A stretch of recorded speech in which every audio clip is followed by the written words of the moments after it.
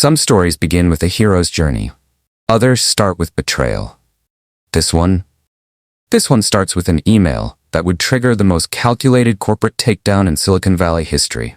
I'm about to tell you how a single night of corporate greed created a consulting empire, destroyed a billion-dollar company's infrastructure, and proved that in the game of business chess, the quiet ones are always 3 moves ahead.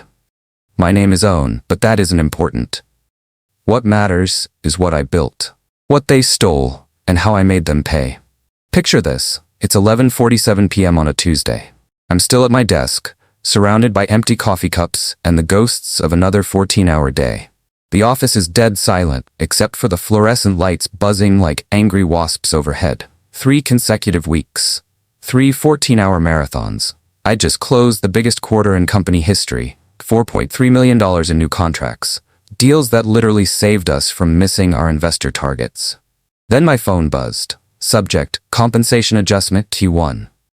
You know that moment in horror movies where the music stops? That perfect silence before everything goes to hell? That was this moment. I opened the email. Dear Owen, due to quarterly budget reallocations, your compensation will be adjusted effective immediately. New salary, $54,000 annually. We appreciate your understanding, HR. They cut my salary by 26%. Not a meeting, not a phone call, not even a thank you for saving our asses. Just cold, surgical numbers delivered like a pizza receipt.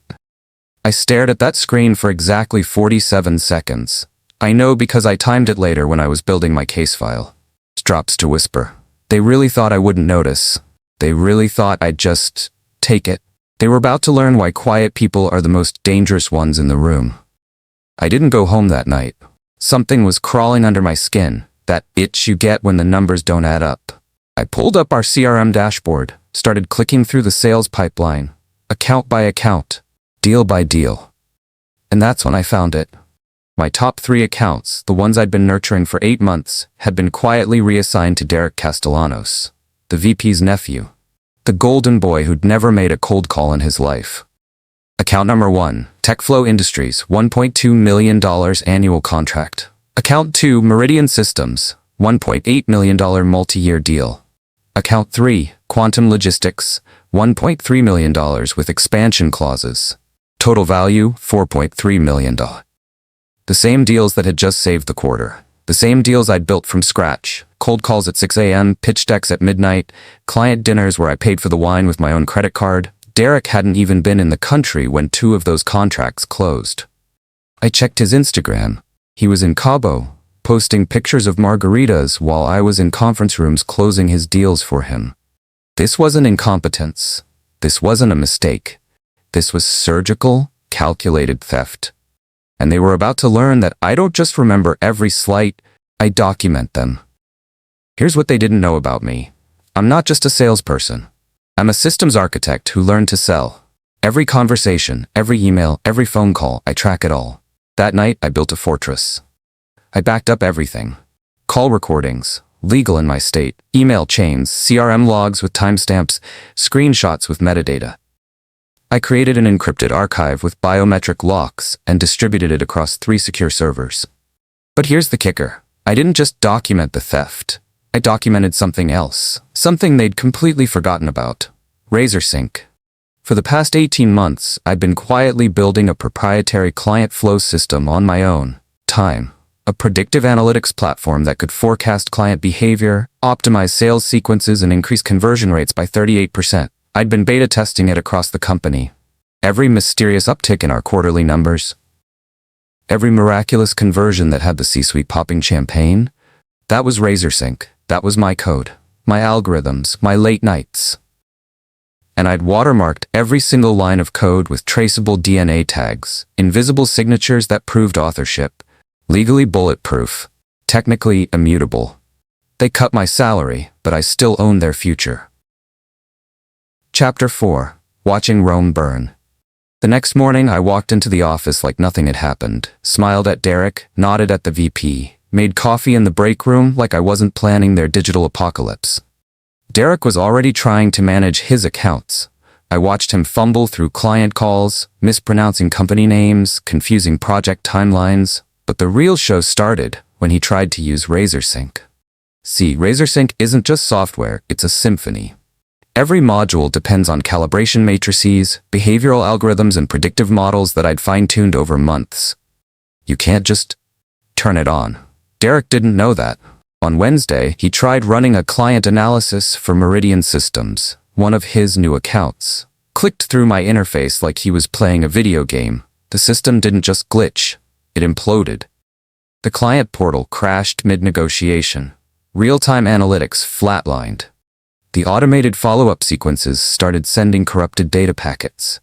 Result? Meridian demanded $600,000 in refunds and threatened to pull their entire account portfolio. I watched it all unfold from my desk, sipping coffee and pretending to update spreadsheets. Derek blamed IT.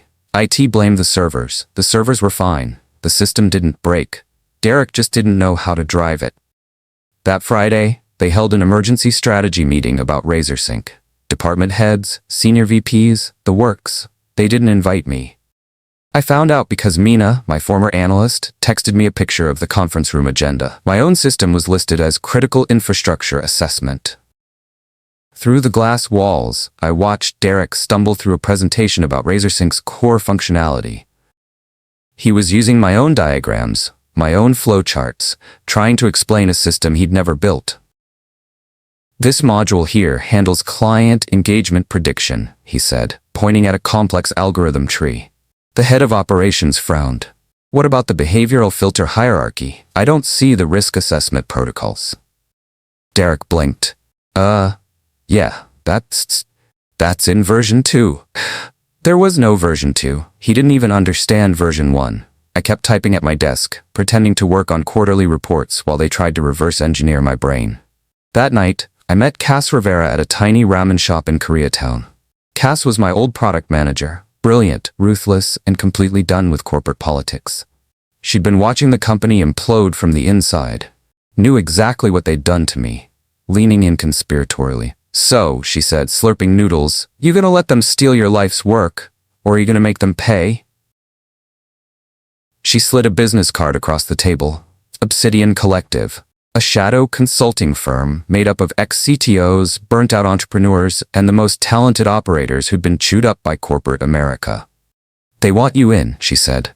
With RazorSync, I studied the card, matte black, no phone number, just a website and a single line, we fix what others break. What's the catch? I asked. She grinned. No catch, just pure, beautiful revenge. Back home at 2:37 a.m. I was neck deep in my employment contract, page by page, clause by clause, looking for the trap they'd surely built to keep me locked down. Then I found it. Buried in Section 17, subsection B, any intellectual property not expressly commissioned by the company remains the sole property of the creator, provided said property was developed using personal resources and time. RazorSync had never been a company project. It was my side hustle. Built on my laptop, on my time, with my code. They'd been using it for free because I'd been generous enough to let them beta test it. Legally, they had no claim to it. I screenshotted that clause and emailed it to Marcus Chen, a tech lawyer I trusted. His response came back in 4 words. You're clean. Take it. Voice building with excitement. They just handed me the keys to their kingdom, and they didn't even know it. 3 days later, I was standing in a converted warehouse in Santa Monica, surrounded by the Obsidian Collective's core team. Cass was there. So was James Morrison, the founder, ex-CEO of 2 successful startups who'd been screwed over by investors. There was Anna Kozlov, a data scientist who'd been blacklisted for refusing to manipulate user engagement metrics, and David Park, a UX designer who'd quit Google when they tried to make him design addictive features for kids. This wasn't just a consulting firm, this was a support group for corporate refugees. Voice drops to showcase the moment. I plugged in my laptop and opened RazorSync v1.9. Watch this, I said, and ran a predictive analysis on a sample dataset. The system identified a 9.2% churn risk in a client portfolio before the traditional metrics even suggested a problem. It mapped behavioral patterns, predicted optimal engagement windows, and generated personalized retention strategies in real time. Pause for impact. Anna leaned forward. This is machine learning. Machine learning, behavioral psychology, and pattern recognition, I said. It doesn't just predict what clients will do, it understands why they'll do it. James looked at the projections. This will break the mid-tier SaaS market. He offered me a 25% equity stake, a $15,000 monthly retainer, and complete creative control. I shook his hand. The war was about to begin. I submitted my resignation on Thursday at 4:56 p.m. Timed it perfectly, 5 minutes before HR closed for the weekend. Subject: effective immediately. Please accept this as formal notification of my resignation. Additionally, attached is a licensing proposal for continued use of RazorSync Analytics platform, valued at $2.1 million for perpetual usage rights. Thank you for the opportunity. Voice speeds up with excitement at 4:58 p.m. I hit send. At 5:02 p.m., my access credentials were revoked. At 5:03 p.m. I triggered the kill switch. I'd built it into every RazorSync module. The system didn't crash. That would have been too obvious. Instead, it started degrading. Slowly. Subtly, like a slow poison working through their digital bloodstream. Predictive accuracy dropped from 94% to 73%. Client engagement scores became unreliable. The automated workflows started making tiny errors that compounded over time. By Monday morning, their entire sales infrastructure would be running on digital fumes, and I'd be gone. I spent that weekend setting up my new office at Obsidian. By Monday, I was onboarding my first independent client. A fintech startup that needed exactly what RazorSync could provide.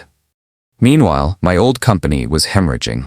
Client retention dropped 22% in 3 days. The predictive analytics were giving false positives. Their miracle conversion rates flatlined. Derek called an emergency meeting to discuss supply-side latency issues in the engagement pipeline. Supply-side latency. He was throwing around buzzwords like confetti, hoping something would stick. The board demanded answers. The CEO demanded solutions. Derek demanded more time. I was having lunch with my new clients, wearing jeans and a t-shirt, closing 6-figure deals with a system that actually worked. Life was good. By Wednesday, my phone was buzzing constantly. First was Mina. I saw what they did to you. I'm in if you'll have me. She brought 2 clients with her, accounts that trusted her more than they trusted the company. Next was Jason Wu, our old UI/UX specialist who'd been criminally underpaid for years. I heard you're building something real, he said. Count me in. Then Ray Martinez, the silent dev wizard who never spoke in meetings, but could reverse engineer a microwave into a supercomputer. He didn't even call. Just showed up at the Obsidian office with his laptop and started coding. Voice building with pride. We weren't just leaving, we were taking the talent with us. The LinkedIn post went live on Tuesday morning. Sometimes the best career moves are the ones nobody sees coming. Excited to announce that the architect behind RazorSync Analytics has launched an independent practice. DM for consultations. I didn't even mention the company name, didn't need to. 533 shares in the first hour. By Friday, SaaS Weekly ran a feature article. X-Corp Whisperer quietly steals market share with predictive platform. I updated my bio to Independent Systems Strategist. We fix what others break. The industry was talking, the company was panicking, and I was booking more clients than I could handle. The cease and desist letter arrived by courier on a Wednesday. Hand-delivered by a guy in a suit who looked like he hated his job. Cease and desist, intellectual property infringement, signed by their general counsel, a lawyer who probably billed $800 an hour to write threatening letters. I scanned it, highlighted the ridiculous parts, there were many, and compiled my response. Notarized copy of contract, Section 7B, time-stamped development logs from my personal GitHub, metadata from my personal laptop showing code creation dates, screenshots of my initial licensing offer, which they'd ignored. Cass added a sticky note to the package. We look forward to your apology. 2 weeks later, they quietly withdrew the threat. Sometimes the universe has a sense of humor. Someone leaked audio from their emergency board meeting. Not me. I wasn't even in the building. But corporate walls have ears, and desperate companies make enemies. How did we lose mission-critical infrastructure? It was never officially company property. Then why were we using it? The developer was generous with access. The developer we just fired, yes. The audio went viral on LinkedIn, 47,000 plays in the first week. Derek was quietly reassigned to strategic partnerships, corporate speak for we can't fire you because of your uncle, but you're never touching important stuff again. The CEO announced his early retirement. There's security footage of him cleaning out his office while 2 guards watched. It has 2.3 million views on TikTok. 6 weeks into my new life, an email appeared from the interim CEO.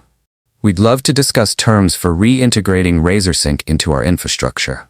Happy to explore licensing agreements or advisory rules. Open to generous compensation packages. Voice dripping with satisfaction. I quoted them exactly what they'd originally ignored. $2.1 million up front for perpetual licensing plus $20,000 monthly maintenance fees plus public acknowledgement of intellectual property ownership. Oh, and one more thing. Derek could never touch the system again. They declined. So did I when they came back with a counteroffer. On the Obsidian rooftop, we gathered for our first quarterly celebration. The LA skyline stretched out below us, and for the first time in years, I felt like I could breathe. Cass raised her beer. To the quarter they stole, and the empire we built from its ashes. We clicked bottles and watched the sunset paint the city gold. In 90 days, we'd onboarded 17 new clients. Revenue was up 311%.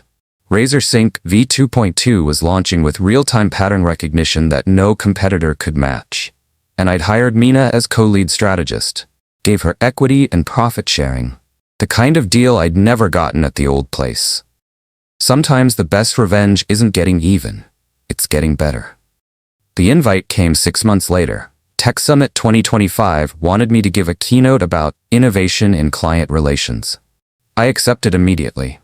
My talk was titled, You Can't Own What You Didn't Build, a case study in intellectual property and corporate ethics. I didn't name the company directly. Didn't need to. Everyone in the audience knew the story. I talked about the importance of documenting your work, about understanding your legal rights, about the difference between being generous with your talents and being exploited for them. In business, I said, power doesn't belong to the loudest voice in the room. It doesn't belong to the person with the fanciest title or the biggest office. Power belongs to the prepared. Power belongs to the people who build things that actually work. The auditorium erupted. Standing ovation. 1,200 people on their feet. In the back row, I spotted someone I recognized, one of the old board members from my former company. He wasn't clapping. 6 weeks after the conference, they tried one more time. New lawyers, new approach, new threats. This time, I didn't just defend, I went on offense. Countersuit for improper termination. Countersuit for theft of intellectual property. Countersuit for damages to professional reputation. I filed with every piece of evidence I'd been collecting for 8 months. Call logs, development records, client testimonials, financial projections showing the value they'd extracted from my work. Voice drops to whisper. Their legal team dropped the case in 11 days. I never heard from them again. Success creates responsibility. I started mentoring other professionals who'd been burned by corporate politics. 14 younger consultants. All brilliant, all undervalued. All carrying the scars of companies that had promised them the world and delivered a pink slip.